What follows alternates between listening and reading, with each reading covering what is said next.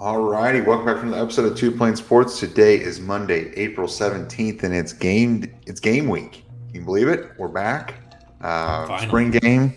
Um, it's already here. It kind of feels like we just watched the Cheez It Bowl disaster just yesterday, but here we are rolling into spring. A lot of positive momentum. It seems like there's been some progress, some growing pains, obviously, but things are rolling in the right direction. With that, so this week's going to be focused on the spring game and the recruiting aspect to it because there's going to be a ton of visitors this weekend. But let's start with the spring game. Brandon, what do you think? I mean, what are you expecting? Are we going to have 70,000 fans? What are some of your initial thoughts on the spring game? Yeah, I mean, there's definitely gonna be 70,000 fans, 10 of which will be there courtesy of Two Plane Sports. Hell yeah, boys, way to go us. But I think the spring game, what I'm most excited about is the receiver play. Obviously, I think Jackson Arnold, I want to see Jackson Arnold play, but the wide receiver play in general is what I'm going to be looking at the most because I think that is the area, the one area on the team where I think the most playing time is up for grabs almost. Outside of what we talked about with Jalil Farouk is solidified, Drake is solidified, and really outside of that, you're going to have a bunch of guys that are capable of playing. I think it's pretty open. I would love to have Jaquez Petaway there, but unfortunately that's not the case. The wide receiver room in general is what I'm really looking forward to on Saturday. I hope that, sorry, had to close the door, that we can actually see Jackson Arnold versus Dylan Gabriel. Because I was thinking about it when I was looking at some things from the UT spring game. And they, obviously did Quinn Ewers on one side and Arch on the other. I would hate to see Davis Bevel be the opposing quarterback when they start the game, because then that means they're either holding back Jackson Arnold because they still want him to, the mental side of things, which I understand, but he's outside of Kyler Murray and the Heisman statue. Jackson Arnold is probably one of the biggest things that is getting people to this game. They want to see how he's going to do. And one thing I can already tell is going to happen, he's going to have a good game, more than likely. And people are going to start saying he should be playing over Dylan Gabriel. Dylan Gabriel sucks. Remember last season he was underthrowing or overthrowing. Let's go ahead and get ahead of that. It's just a spring game. Kyler Murray outperformed Baker Mayfield the year Baker won the Heisman. Pretty sure that it always seems like the backup quarterback somehow looks a little bit better than the real starter. Who was the quarterback with the cheerleader at that spring game? You guys remember that? Was it Tanner? Mordecai? I think it was Mordecai. Smoke her in the face. I don't know why Unfortunate day for her. Yeah, unfortunately, she shouldn't have been standing there. Yeah. I mean, I agree with you. I mean, there were a lot of things that we saw in last year's spring game that we thought would translate to the fall, and it did not. And remember, Nick Evers, he looked halfway decent, and we're like, oh man, maybe he's going to push for some playing time against Dylan Gabriel. Obviously, that wasn't true. And the question will be, there's a lot of kids that are a lot of depth issues and things like that. I'm curious to see how the offensive line plays. I want to see Caden Green in the tackles. Some younger players are getting some time there, and I think not that they're going to be playing this fall, but I think it's important to know what depth you have behind, Sexton. And I still think Sexton coming back and starting week 1 is a little questionable. I don't really have any information, but I just feel like you tear your ACL and your MCL in late December, right around Christmas. It's hard to come back in a total of 8 months and be ready to go and come in and not probably, he's not competing in spring ball and then probably not full go in the fall camp. I mean, I see him being more ready closer to OU Texas. Am I wrong for that? I mean, I know not everyone's going to be an Adrian Peterson. I think that's what, Brandon, you said last time we talked about this. I just don't think it's going to happen. They should call up a AD and just ask him what the hell he did to get back so quickly and seemingly better than he was pre-injury. But yeah, I think that's fair. It's going to be, and we're probably not going to see Walter Rouse. He's still recovering from his shoulder injury that he had pre-transferring. So it's going to be a lot of young in the trenches just overall. we're probably going to see Jonah Lualu in the interior. He made that switch this year. It's going to be it's going to be a very different team, which is a good thing and a bad thing. I would say the bad is just you're probably going to see a lot of first year errors, which luckily it's a spring game, but if they can just get that adjusted, and hopefully it's competitive too.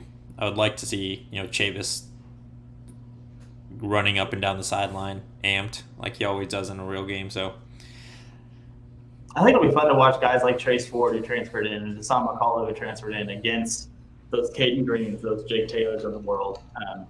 See how that matchup, turns out. I also want to see PJ go against like Caden Green. I think Caden Green versus PJ could be one of the most fun matchups if we get that at the spring game. They're obviously pretty familiar with each other. I think that would be a lot of fun for us to be able to watch. And how about Jaron Kanik? I think you're going to see Kanik and Stutzman flying around the field. And, we had such high expectations for Kanik last year, and he's a great player, and he should have had those expectations. But it actually feels like this fall and this summer, he could really become that guy, that 1-2 punch with Stutzman. It finally feels like it could happen, and then you throw Deshaun McCullough in there.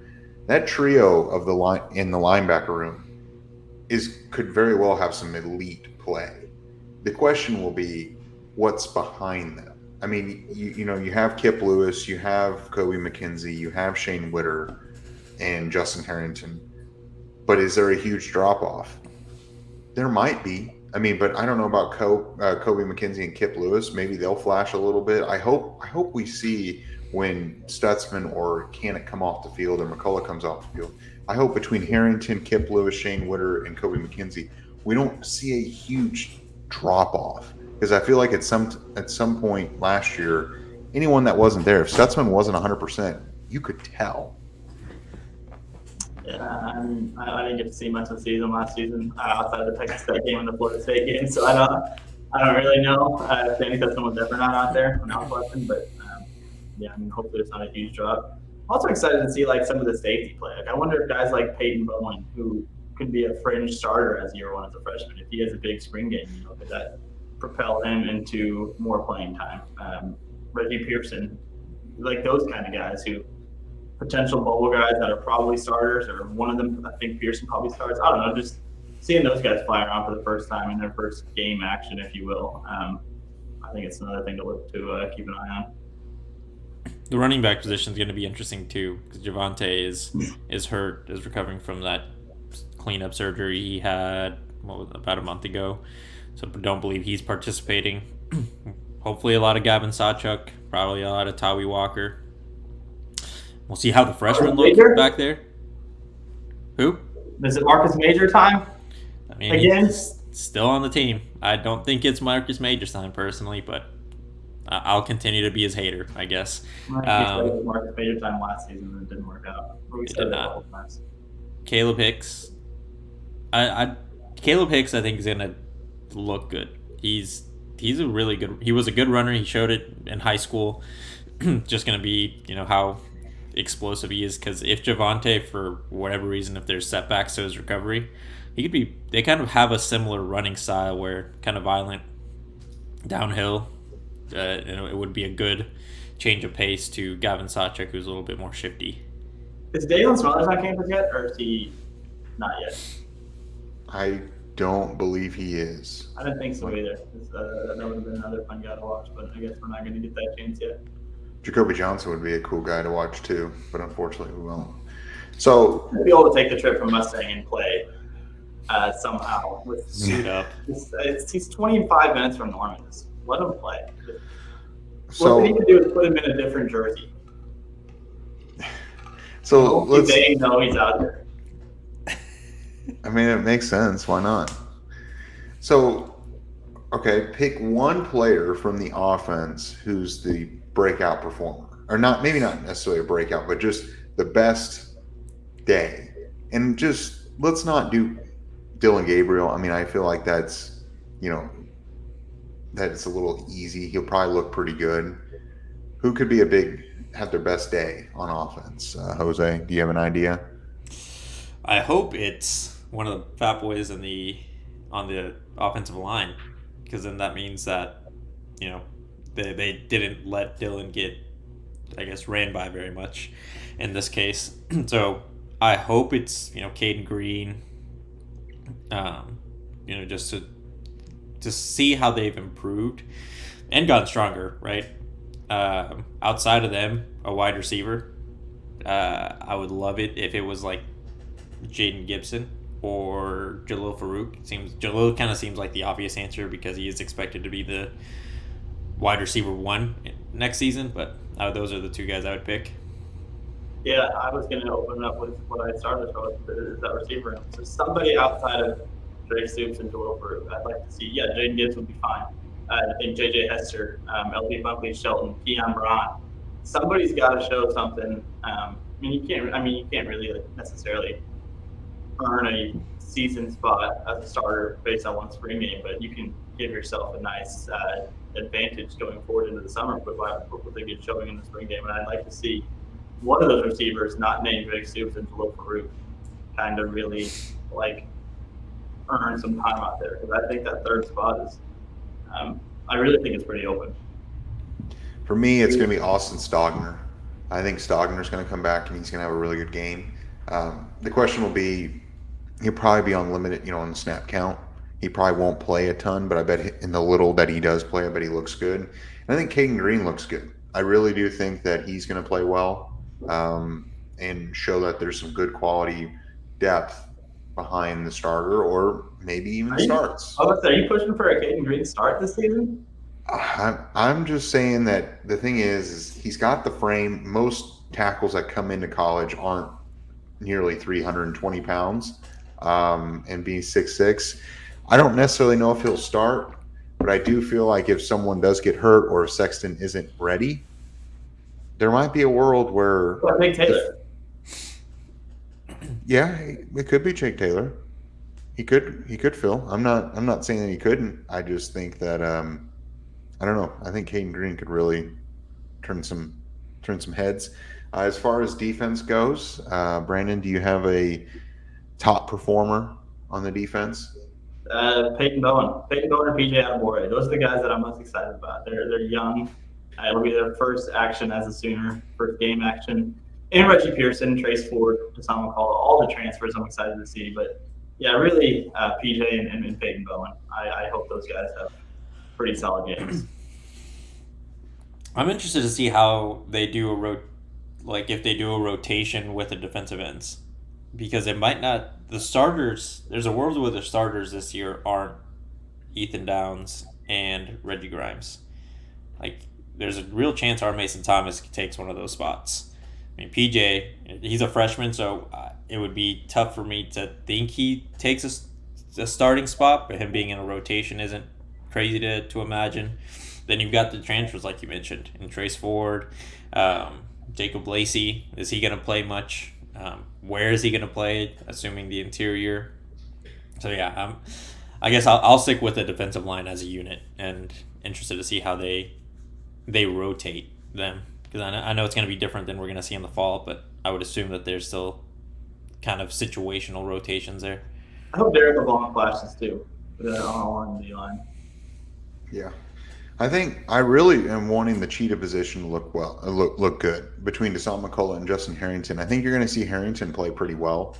I think that down the road, McCullough will overtake him just because I think he's got a little bit of a higher ceiling.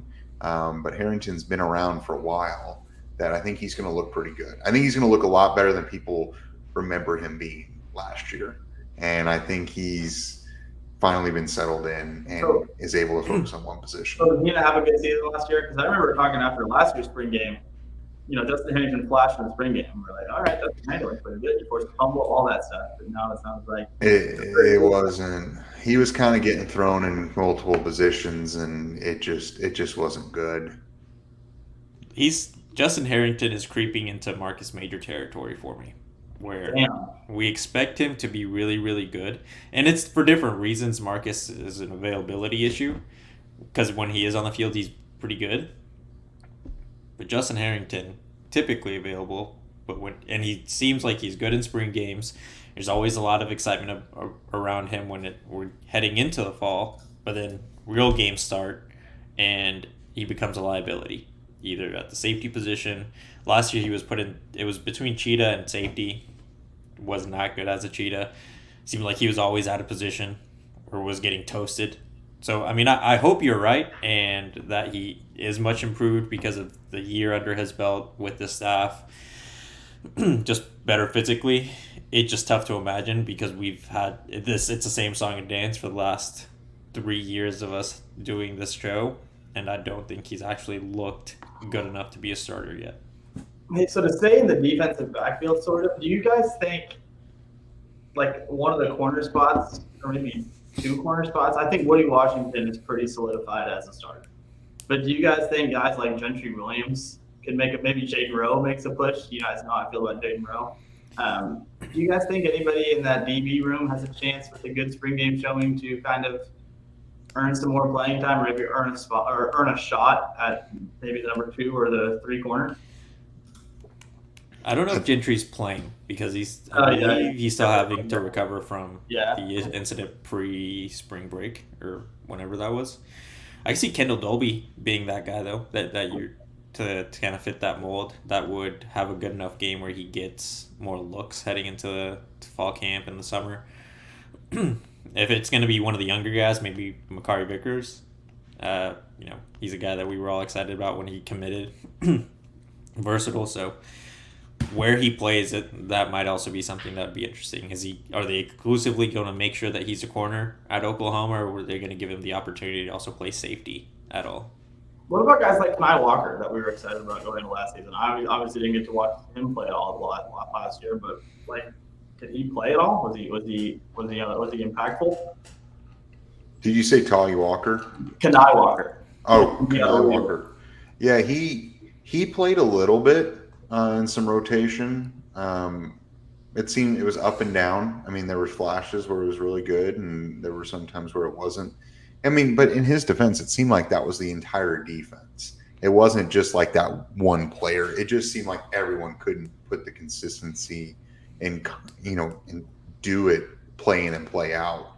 And they might have one really good series, and then the next series it looks really bad, or they start off really strong in the first half, and then by the third quarter they're gassed.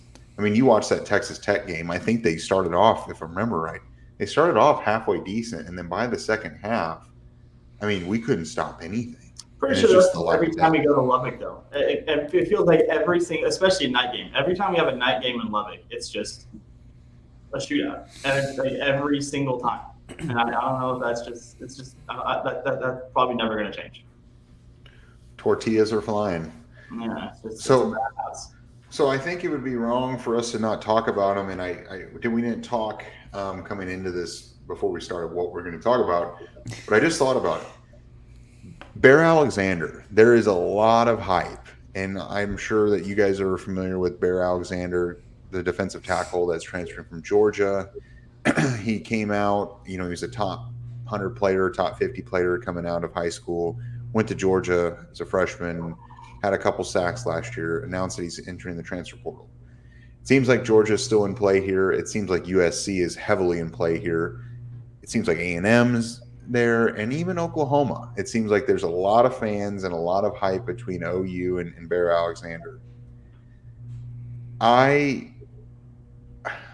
know Oklahoma's probably trying to recruit him, but it seemed like what was driving his recruitment to begin with, coming out of high school, was NIL. And when you look at the NIL landscape, USC seems to be a heavy favorite. NIL, Texas A&M, NIL, and Georgia will do the same thing, but I don't think to the extent that A&M or USC would do. And I think OU's in the same spot. But I believe if you transfer within the SEC, you have to sit out a year. So I don't see A&M really being a true consideration because I don't think he's going to sit out. Seems like it's Georgia, USC, or Oklahoma. There's a lot of hype. Jose, do you have any thoughts? I mean, my expectations are minimal, but I would hate to see USC get Bear Alexander. I mean, if they were to somehow pull it off, and NIL really is the only thing driving this recruitment, for the transfer, they're just going to misuse him. Like we saw what they did with the other 300-pound guy that they had in Perion Winfrey, and they could not put him in a position to look like a really good defensive tackle. Oklahoma. So I looked into him a little bit to see like what are the actual possibilities, because clearly having a body that massive in the interior of the defensive line would be a nice addition, because the interior of the defensive line is kind of weak when it comes to depth. It would be great. Jay Valai was one of his main recruiters when he was at Alabama, so there is a connection there. It seems like Jay Valai is connected to every single recruiter around the country in some way.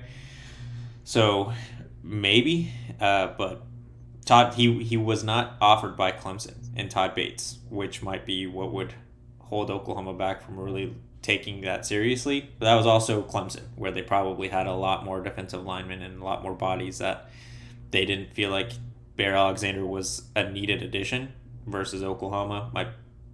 From where we sit now, it seems like he's much more of a necessary thing to bring in. And I saw some people on Twitter saying he's not a culture fit. I understand that the coaches always look for a culture fit, but these are 19-year-old kids. You can kind of mold them at this point. They're in prime age to just, as long as they're open to being coached, the coaches can make sure that, if they have any concerns about them, they can handle it.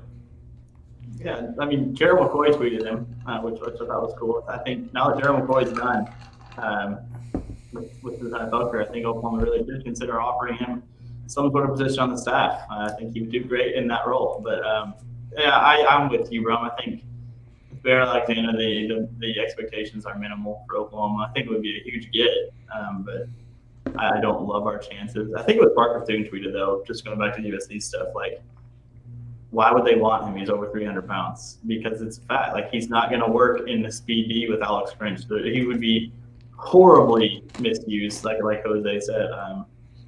I think it would be a disaster move for him as a player to go to USC. Obviously, the NIL stuff would be fine and dandy, but on the field, I think it would be a very bad move. We'll see. I don't feel great about OU's chances, but crazier things have happened in sports. Do you guys think A&M knows they need players on both sides of the ball, or they just think if they get 22 defensive linemen, eventually they'll win games? Well, what they're going to do is they're going to deploy all of them at once. They're going to be the first team in the history of college football, or the history of football, to have 11 defensive linemen on the field at once, and they're going to see how it works. That'll be something to see. That's winning football right there. Winning in the trenches. Send about 8 of them and just pray that, that they get there really fast. Yeah, pretty much. So anyway, I just thought I'd at least mention it. There's a lot of people tweeting, a lot of people thinking OU's going to win this recruitment, and they very well might. But he would be a huge addition to have a guy like him. He would immediately elevate that defensive line room for Oklahoma that much better. But I just don't see it. And really, USC, I mean, why is he leaving Georgia? Why is he transferring out of Georgia? Does anybody know why? It feels like it doesn't make a lot of sense. To me, it doesn't make a whole lot of sense, because if he would just stay there, he would become probably a first-round pick. Yeah, like I don't understand. It has to be the NIL, which is what's money now? That's sad. Yeah. Sometimes you just gotta.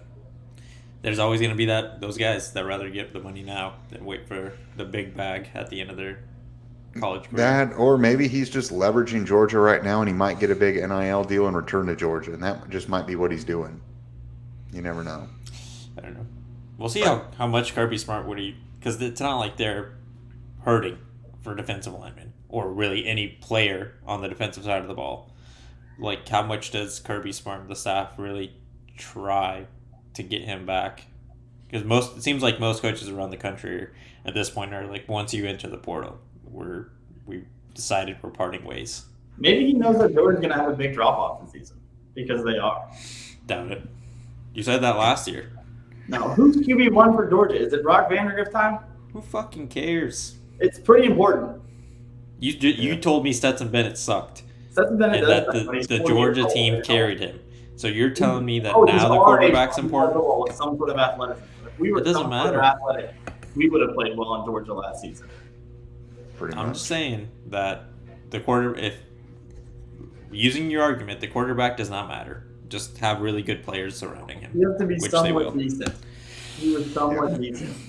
There's no way You can't he's roll not better Davis than Max Bevel Duggan. out there. He's truthfully not better than Max Duggan. He's not better than any of those quarterbacks. No, he's not. He looked better than Max Duggan because he played for Georgia. If you switch Max Duggan to Georgia and Stetson Bennett to TCU, no one knows who Stetson Bennett did it 2 years. Max Duggan did not lead TCU to winning records Stetson Bennett played twice. for Texas Christian and Max Duggan played for Georgia, and nobody even knows who Stetson Bennett is.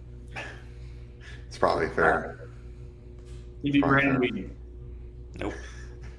Anyway, so that's all I've got. Unless you guys have some more things you want to talk about, a little spring game, No, now I know what the individual challenges because that's just stupid. So help us settle this debate here that we just started on Two Playing Sports just out of the whim here. If Stetson Bennett played for Texas Christian through his whole college career, would he be the Stetson Bennett that people know him as today? The answer is simply no, because he's not that good. Yeah, carried by a very, very good Georgia team. And if you put Max Duggan on Georgia, I think he would have done the exact same thing Stetson Bennett did. And I'll take that to the grave. I 100% agree. Nope. I Max agree. Duggan wasn't even the starter for Texas Christian. He got lucky. It's 2-1 right now, bud. Yeah, I 100% agree. I think Max Two Duggan people are was wrong, better. and one person is right. Well, we'll see what the We'll see what math the viewers say. say. I'll see what the math say. Yeah. Let me get out All right. of this one. But all right, we made it this far. Be sure to like the video, subscribe to the channel, turn the notification bell on. Also, go check out our Twitter, how to enter in for some free tickets to the spring game, and be sure to go enter in on that. And we'll catch you guys next time.